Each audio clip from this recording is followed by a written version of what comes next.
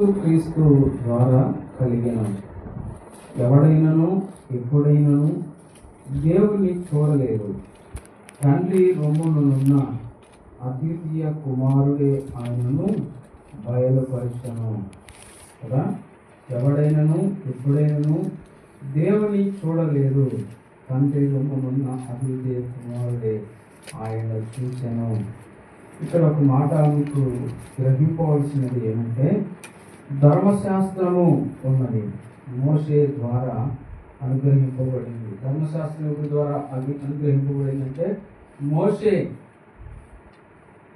హెబ్రీయులకు రాసిన పత్రిక 1వ అధ్యాయంలో ఒక మాట ఉన్నది, చూద్దాము. ఈ మాటకు సందర్భానుసారంగా మనం మాట్లాడుకున్నాం. 1వ అధ్యాయం హెబ్రీయులకు రాసిన పత్రిక. పూర్వకాలమందు నానా సమయములోను నానా విధములుగాను ప్రవక్తల ద్వారా మన పితరులతో మాట్లాడిన దేవుడు ఎలాగ మాట్లాడినంత పూర్వకాలంలో నానా విధములుగాను నానా సమయములోను నానా విధములుగా నానా సమయముల్లో ప్రవక్తల ద్వారాను పితరులతో మాట్లాడిన దేవుడు. అనేక రకాలుగా, అనేక విధాలుగా, రకరకాలుగా దేవుడు పితరులతో మాట్లాడాడు, అలాగే ప్రవక్తలతో మాట్లాడాడు. ఆ మాట్లాడిన దేవుడే మోషే కాలానికి మోషేకి ఏమిచ్చాడు? ధర్మశాస్త్రాన్ని ఇచ్చాడు. అజ్ఞాన కాలం నుండి మనం ఎక్కడికి వచ్చామంటే ధర్మశాస్త్ర కాలానికి వచ్చాం. ధర్మశాస్త్ర కాలంలో మోషే ఉన్నాడు. ధర్మశాస్త్ర కాలంలో ఆజ్ఞలు ఉన్నాయి. ధర్మశాస్త్ర కాలంలో మందిరం ఉన్నది. ధర్మశాస్త్ర కాలంలో యాజకులు ఉన్నారు. ధర్మశాస్త్ర కాలంలో అర్పణలు, బలులు ఉన్నాయి. అలాగే ధర్మశాస్త్రము ఏం చేయలేకపోయిందంటే పాపములను కొట్టివేయలేకపోయింది, పాపములను తీసివేయలేకపోయింది. ధర్మశాస్త్రము మానవుని పాపమును కప్పబడింది తప్ప, లేక ఇంత ఉంది, ఇది పాపము అని చెప్పబడింది తప్ప, ధర్మశాస్త్రము మనుషుని పాపము నుండి తీసివేయలేకపోయింది. వేదాలు, పండితులు చెప్పే ప్రతి వాగ్దానంలో బలులు, అర్పణలు పూర్వం నుండి మనకు ఉన్నాయి. సమస్తము మా పితరులు, మా ఆచార ప్రకారం మేము చేస్తూ ఉన్నాం, దేవుడు మా యందు ఉన్నాడని చెప్తున్నారు. కానీ అలాగూ చేసినందువలన పాపములు కొట్టివేయబడలేదు. అర్థం కావడం కోసం ధర్మశాస్త్ర కాలంలో ఎలా ఉన్నదంటే, పాపము ఎంత, ధర్మమీటర్ చూస్తారు కదా, జ్వరం వచ్చినప్పుడు ధర్మమీటర్ చూసినప్పుడు ఏం చెప్పింది? ఇంత 100, 90, 110, 101 ఇలాగ జ్వరం ఉందని ధర్మామీటర్ చూపించింది. కానీ ధర్మామీటర్ మనము కొలత వేసుకున్నందువల్ల జ్వరం తగ్గుద్దా? తగ్గదు. ధర్మామీటర్ వల్ల ఆ జ్వరం తగ్గదు. ధర్మామీటర్ వల్ల తగ్గదు, కానీ మెడిసిన్ వాడాలి, మందు వాడాలి. ఆ జ్వరముకు, ఆ జబ్బుకు ఇంత ఈ పరీక్ష చేసుకుంటే ఇది వచ్చింది అనే రిజల్ట్ చూస్తాము. అలాంటిదే ధర్మశాస్త్రం. ధర్మశాస్త్రం అలాంటిది. కొలమానం, ఇదిగో ఇది తప్పు, ఇది ఒప్పు, ఇలాగ చేయరాదు, ఇలాగ చూడరాదు, ఇలాగ ఆశించరాదు, ఇలాగూ మీరు పాటించరాదు.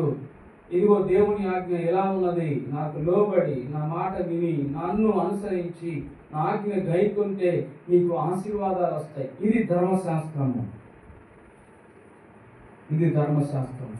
అయితే ఇప్పుడు మనం చదువుతున్నాం 17వ వచనంలో, ధర్మశాస్త్రము మోషే అనుగ్రహింపబడెను, కృపయు సత్యమును యేసు క్రీస్తు ద్వారా కలిగింది. ఏం కలిగింది? కృప సత్యము ఎవరి ద్వారా కలిగింది? యేసు క్రీస్తు ద్వారా కలిగింది. కృప సత్యము అంటే ఆయన కృప వెంబడి కృప మన మీద కుమరిస్తూ అర్హత లేని మనము, పాపులమైన మనము, నిర్జీవులమైన మనము, దేవునికి దూరస్తులైన మనము, దేవునికి అవిధేయులైన మనము, దేవుని ఉగ్రత కలిగిన మనము ఆయన కృప ద్వారా, ఆయన కనికరము ద్వారా, ఆయన కటాక్షము ద్వారా, ఆయన జాలి ద్వారా, ఆయన ప్రేమ ద్వారా మన మీద తన ప్రేమను వెల్లడిపరుస్తూ తన కృపను మనకు బయలుపరిచారు. ఆ కృపయే మన ప్రభువైన యేసు. అర్హత లేని మనకు అర్హత కలిగించిన వాడే దేవుడు. ఆయనే మన ప్రభువైన యేసుక్రీస్తు అను కృపామయుడు లేక సత్యవంతుడు. ఆయన సత్యవంతుడు. అందుకే నేనే సత్యము, మార్గము, జీవము, నా ద్వారా తప్ప ఎవడును పరలోక రాజ్యము చేరలేడని ప్రభు నిశ్చయముగా చెప్పారు. కాబట్టి పాపమును తీసివేసే అధికారం ఎవరికున్నది? ప్రభువైన యేసుక్రీస్తుకు మాత్రమే. ఒకానొక సమయాన యోహాను సువార్తలోనే 8-9 అధ్యాయంలో ఒక సందర్భం జరిగింది. ఆ సందర్భాన్ని మీకు జ్ఞాపకం చేస్తూ ఉన్నాను. చూడండి. ఆయన మార్గమున పోవచుండగా పుట్టు గుడ్డి అయిన ఒక మనుషుడు కనబడింది. ఎవరు? పుట్టు గుడ్డివాడైన ఒక మనుషుడు కనబడ్డాడు. ఆ మనుషుల్ని శిష్యులు చూసి, బోధకుడా, వీడు గుడ్డివాడై పుట్టుటకు ఎవడు పాపం చేసెను? వీడా, వీని కన్నవారా అని ఆయన్ను అడిగింది. నిజం చెప్పండి, గుడ్డివాడిగా పుట్టడం, అంగవైకల్యంతో పుట్టడం, లేకపోతే రంగు తక్కువగా పుట్టడం, ఏదో ఒక కొరత కలిగి పుట్టిన వారు పాపం చేశారా? చెప్పండి. ఆయన ఎట్లాగే నేను పుట్టాలి అని ఏమన్నా రాసుకొని పుట్టాడా? పుట్టలేదు కదా. ఈ కొలమానంలో నేను పుట్టాలని నేను రాసుకున్నాడా? పుట్టలేదు. అలా పుట్టలేదు. దేవుడు అనుగ్రహించిన ఆ స్వరూపం అది. దేవుడు ఇచ్చిన అవయవాలయ్యి కదా. ఒకరిని బాగా నున్నగా చేస్తే వాడు పవిత్రుడు, వాడి కొంచెం వైకల్యం ఉంటే వాడు అపవిత్రుడు అని లోకం తీర్చడానికి, లోకానికి తీర్పు తీర్చడం ఎంతవరకు సమంజసం? ఇక్కడ జరిగింది అదే. పరిసయ్యులు, శాస్త్రులు, సద్దుకయ్యులు అంటున్నారు వీడు పాపి అంటున్నాడు. వీడి కళ్ళు లేని వాడు ఎవరు అంటున్నారు? పాపి అంటున్నారు. వీడికి ఏదైనా కొరత ఉంటే వాడు ఏమంటున్నారు? వాడి పాపి అంటున్నాడు. పాపము హృదయాంతరంగంలో నుండి పుట్టేది. పాపము హృదయాంతరంగం నుంచి పుట్టేది. మనిషి రూపం నుండి పాపము రాదు.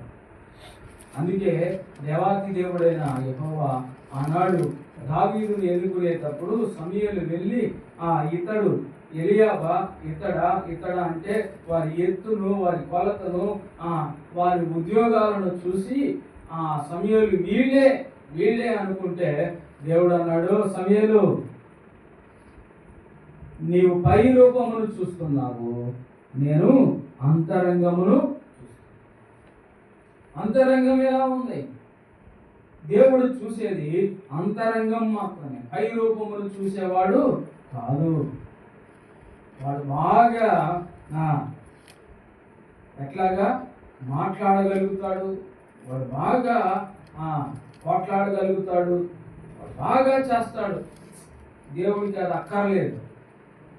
దేవుడికి కావాల్సింది విరిగిన నలిగిన మనసే, హృదయం కావాలి. అందుకే దావీదును ఎన్నుకున్నాడు దేవాతి దేవుడైన యెహోవా. ఏమన్నాడు? తర్వాత తన జీవిత కాలంలో దావీదును అన్నాడు, దావీదు నా హృదయానుసారుడు. ఎవరు? నా హృదయానుసారుడు దావీదు. దేవుని హృదయం దావీదులో ఉన్నది. అందుకే ఆయన పై రూపమును చూసేవాడు. పరిసయ్యులు అంటారు, వీడు పాపం చేశాడు, వీడు తప్పు చేశాడు అంట. ఇంకో మాట కూడా అన్నారు ఆయన. చూడండి, 39వ వచనం చూస్తారా? 39 లేక 40. ఆయన యొద్దకు వచ్చిన పరిసయ్యుల కొందరు ఈ మాట విని, మేము గుడ్డివారమా అని అడిగారు. అందుకు యేసు, మీరు గుడ్డివారైతే మీకు పాపము లేకపోవను గాని చూచున్నామని మీరు ఇప్పుడు చెప్పుకొనుచున్నారే, గనుక మీ పాపములు నిలిచి ఉన్నవని చెప్పు.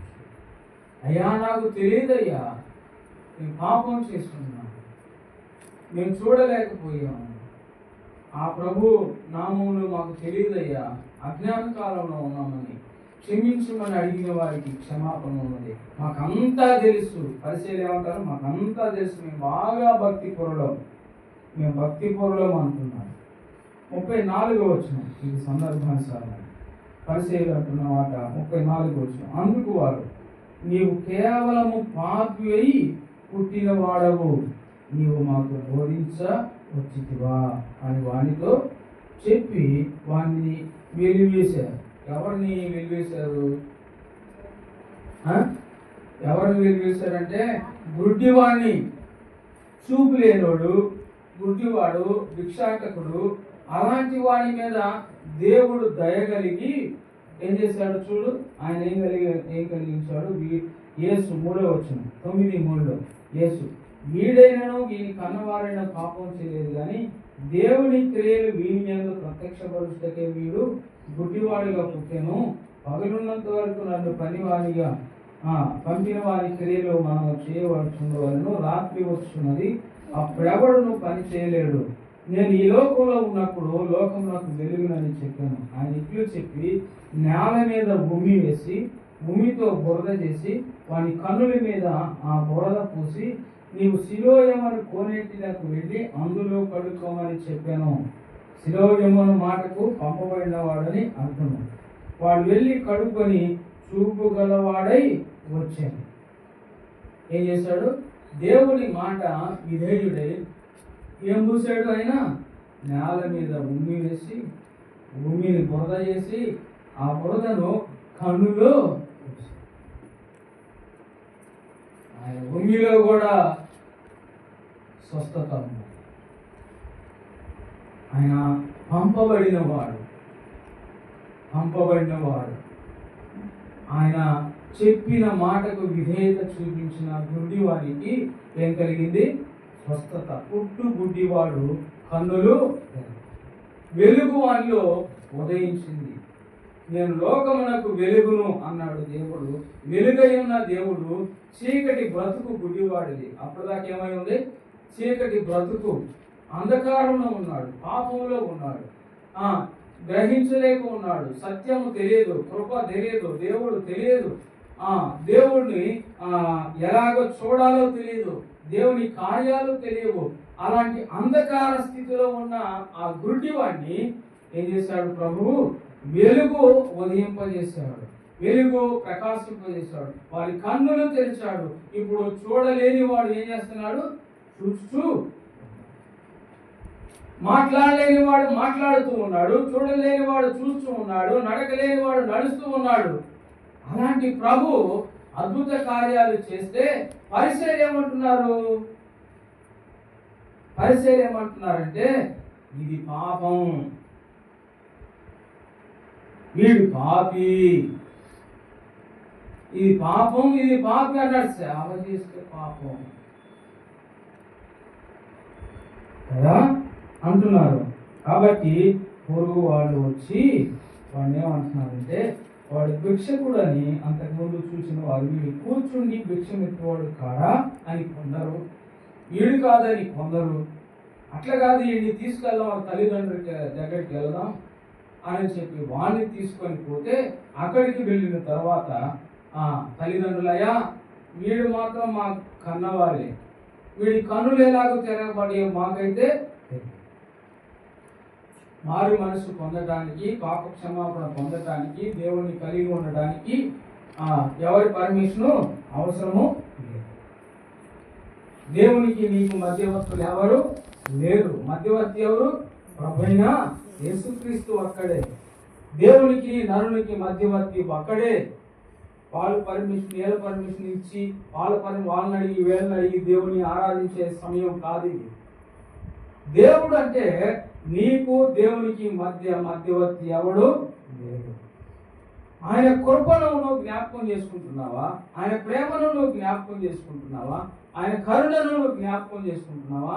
ఆయన వాత్సల్యత నువ్వు జ్ఞాపకం చేసుకుంటున్నావా? అలాగైతే ఆయన దేవునికి నీకు మధ్యవర్తి లేకుండా సంబంధం కలిగిన వాడవై ఉంటావు. నీవు దేవుని ఆరాధించడానికి మరొకరు సలహా తీసుకొని మరొకరి దగ్గరికి అడుగుతున్నా, మరొకరి దగ్గర ఆశ్రయిస్తున్నావంటే నీవు నిజంగా దేవుని ఆరాధిస్తున్నావా, మధ్యవర్తిని ఆరాధిస్తున్నావా? కాదు. దేవుడే మనకు ముఖ్యం, దేవుడే మనకు సత్యం, దేవుడే మనల్ని విమోచించిన వాడు, మన జీవితాలకు వెలుగు అనుగ్రహించిన వాడు.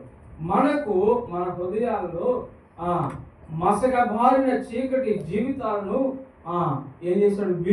వెలుగు జీవితాలుగా మార్చిన వాడు ప్రభు అయిన యేసుక్రీస్తు. ఈ గుడ్డివాడు మారాడు, చూస్తున్నాడు, చూడని వాటిని చూస్తూ ఉన్నాడు.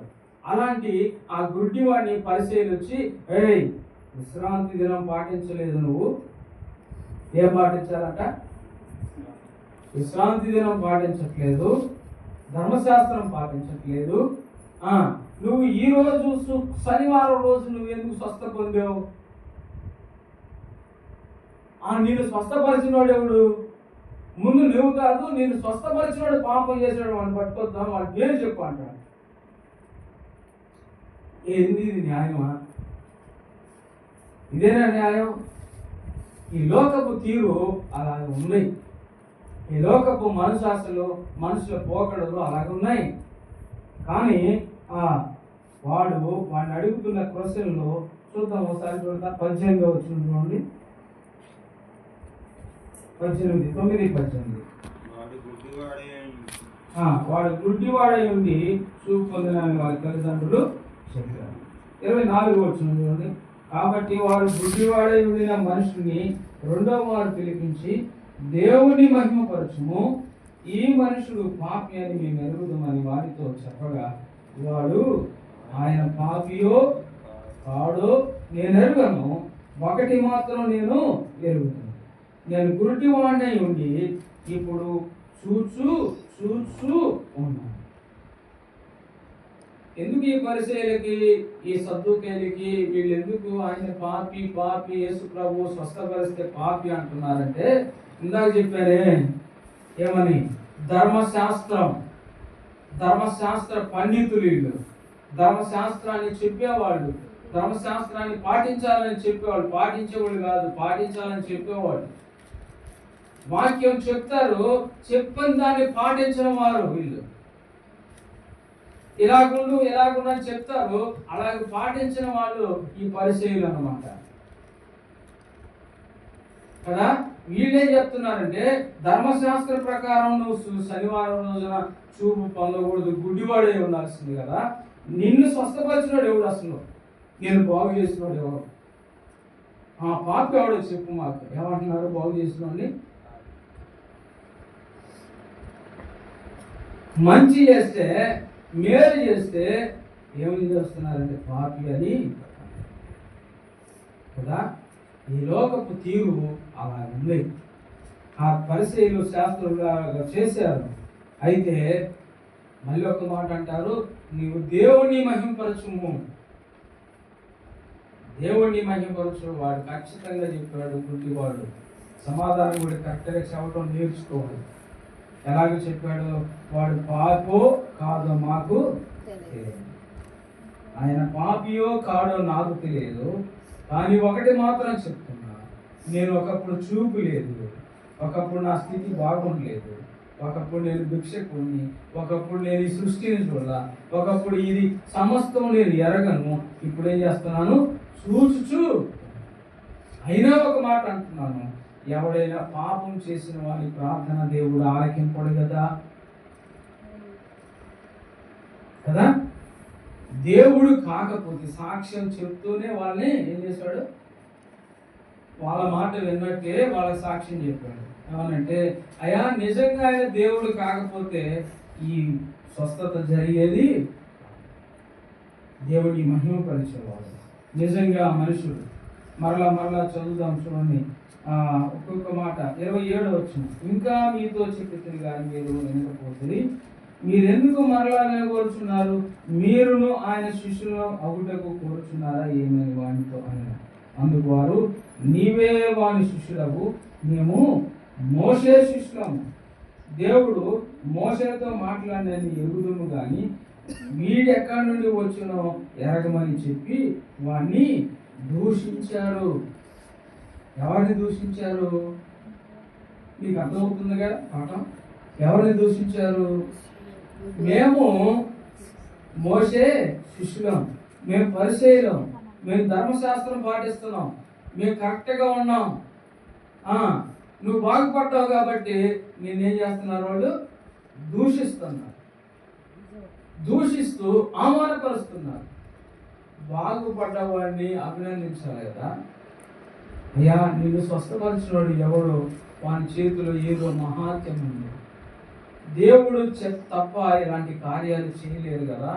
ఎవరు అనని వాళ్ళు వాస్తవాన్ని గ్రహించాల్సిన వారు ఉన్నారు, కానీ వారికి ఏమి మోయబడిందంటే కన్నులు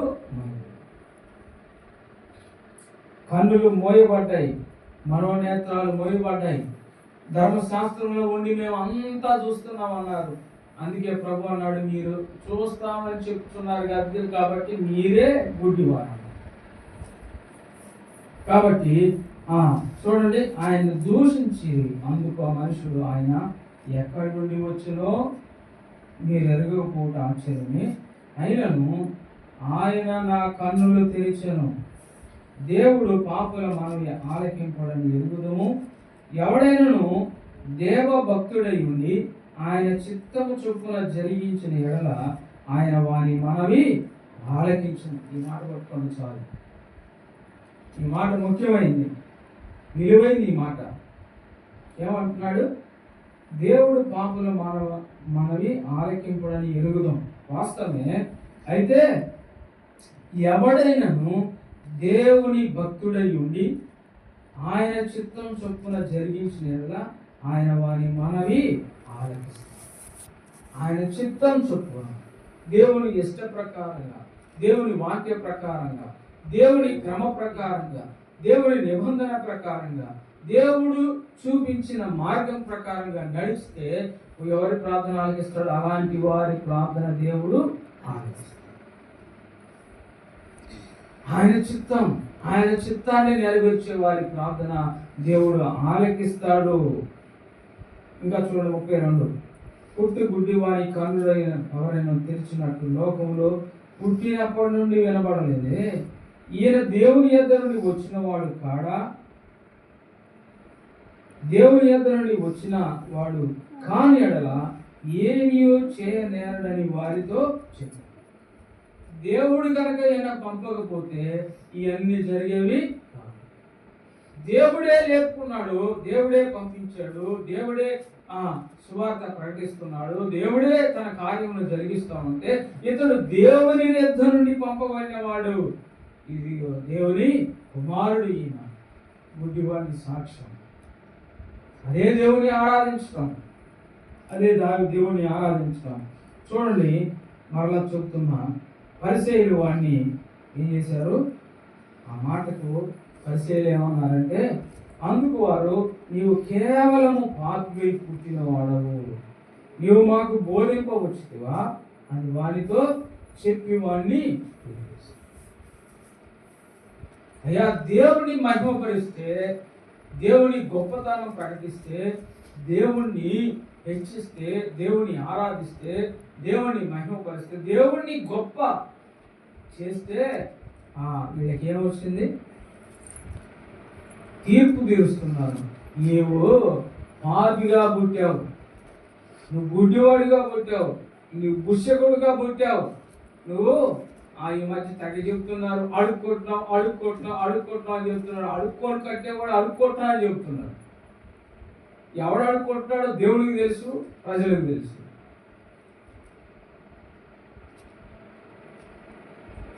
చూసేవాడు ఎవరు? పైన ఆకాశం అందున్న దేవుడు. కాబట్టి ఒకవేళ అలాగా అడిగినందువలన పాపమేంది? నీ దురాలోచన పాపం, నీ దుష్టత్వం పాపం. హృదయంలో నుండి చెడ్డవన్నీ వచ్చాయి. చెడ్డ ఆలోచనలు, చెడ్డ చూపులు, చెడ్డ తలంపులు, ఇవి పాపం. వాడు గుడ్డివాడై ఉండి వాడికున్న లోపాన్ని బట్టి వాడు అడుగుటం పాపమా? కాదు కదా. నువ్వు పాపిగా పుట్టావు, నువ్వు గుడ్డివాడిగా పుట్టావు, నువ్వు ఈ నెలదాకా అడిగేవాడివి, అడుక్కునేవాడివి, ఇప్పుడు మాకు బోధించదువా అని చెప్పి ఏం చేస్తుంది లోకం? ఎదిగేస్తుంది. అమ్మా, దేవుడు తప్ప ఏ మనుషుడు మనం ఏమీ చేయలేదు. అందుకే అన్నాడు, ఈ దేహమును గాయపరిచేవాడికి మీరు భయపడవద్దు, ఆత్మను రక్షించువానికి దేవునికి భయపడాలి.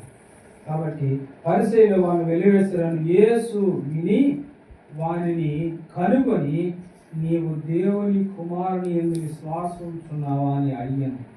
చదువుతున్నారా మీరు? 35 వచ్చిన 35 నేను చదువుతున్నాను. పరిసయ్యులు వారిని వెలివేస్తారని విని యేసు విని వారిని కనుగొని, నీవు దేవుని కుమారుని యందు విశ్వాసం ఉంచున్నావా అని అడిగాను. అందుకు వాడు, ప్రభువా నేను ఆయన యందు విశ్వాసం ఉంచుటకు ఆయన ఎవడని అడగగా, యేసు, నీవు ఆయన చూచున్నావు, నీతో మాట్లాడుచున్నవాడు ఆయనే అని. అంతటా వాడు, ప్రభువా నేను విశ్వసించున్నానని చెప్పి ఆయనకు మొక్కెను. అయ్యా, నేను చూసిన వాడు నా దేవుడు, నాతో మాట్లాడినవాడు నా దేవుడు, నన్ను స్వస్థపరిచిన వాడు నా దేవుడు, అయ్యా నా ప్రభు నీవే అని చేశాడు. సాగిలపడి మొక్కెను. మొక్కుట అంటే ఆరాధించుట అని అర్థం. మొక్కెను అంటే ఆరాధించుట, ఆయనను సేవించుట, ఆయన అడుగుజాడలో నడుగుట, ఆయన చిత్త ప్రకారం జరిగించుట ఆరాధన. ఆరాధన అంటే ఆయన చిత్త ప్రకారం జరిగించుట, ఆయన చెప్పిన ప్రకారం నడుచుకునుట ఆరాధన. మన ఇష్టాలు నెరవేర్చుకోవడం కాదు, మన చిత్తం నెరవేర్చుకోవడం కాదు, మనకు ఇష్టం వచ్చినట్లుగా త్రావలు తొలగిపోవడం కాదు, కానీ ఆయన చిత్తం నెరవేర్చుట ఆరాధన. వాడు ఆ గుడ్డివాడు అక్కడనే ప్రభు యొద్ద మోకరిల్లి సాగిలపడి ఆయనకు మ్రొక్కెను. ఆరాధించాడు. విడిపించిన వాడిని, పాపము నుండి విడిపించిన వాడిని ఆరాధించాలి, ఆయనకు మ్రొక్కాలి, ఆయన సేవించాలి. చూడండి, అంతటా వాడు, ప్రభువా నేను విశ్వసించున్నానని చెప్పి ఆయనకు మొక్కాను. అప్పుడు యేసు, చూడని వారు చూడవలెను, చూచువారు గుడ్డివారు కావాలను తీర్పు నిమిత్తము నేను ఈ లోకములకు వచ్చిందని చెప్పి ఆయన యొద్దనున్న పరిసయ్యులతో కొందరు ఈ మాట విని, మేము గుడ్డివారమా? అవును, మీరు చూచున్నామని చెప్పారు, కానీ మీరు నిజంగా గుడ్డివారు.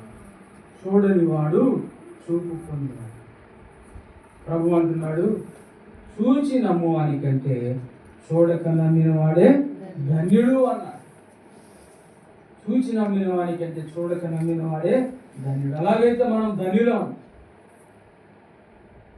మనం శారీరకంగా ఆయన చూడలేదు, కానీ ఆయన తత్వం మనం ఎరిగి ఉన్నాం. ఆయన గుణ లక్షణాలు మనకు బయలుపరిచాడు దేవుడు. ఆయన లక్షణాలను చూస్తున్నాం, ఆయన తత్వాన్ని చూస్తున్నాం, ఆయన ప్రేమను చూస్తున్నాం, ఆయన త్యాగాన్ని చూస్తున్నాం, ఆయన శిలువను చూస్తున్నాం, ఆయన రక్తమును, ఆయన గాయాలను మనం చూస్తూ ఉన్నాం. ఆనాడు వారు చూస్తూ కూడా వారు చూడలేకపోయారు, కానీ చూడని మనము ఆయన వైపు చూసి ఆయన మొక్కుతూ ఆయన ఆరాధిస్తున్నాం. ఆ శిలువ వైపు చూస్తూ, ఆయన గాయాలను చూస్తూ, ఆయన రక్తాన్ని చూస్తూ, ఆ గాయపడిన ఆ ప్రభువుని చూసి ఆరాధిస్తున్నాం. మనం ధన్యులం. ఈ గొప్ప భాగ్యాన్ని దేవుడు మనకు అనుగ్రహించాడు కనుక ఆయన్ను సేవిద్దాం. ఆయన ఆరాధిద్దాం. ఆత్మతో సత్యముతో ఆయనను ఆరాధించి మహిమ పొందుదాం. దేవుడు మనము ఆరాధిద్దాం.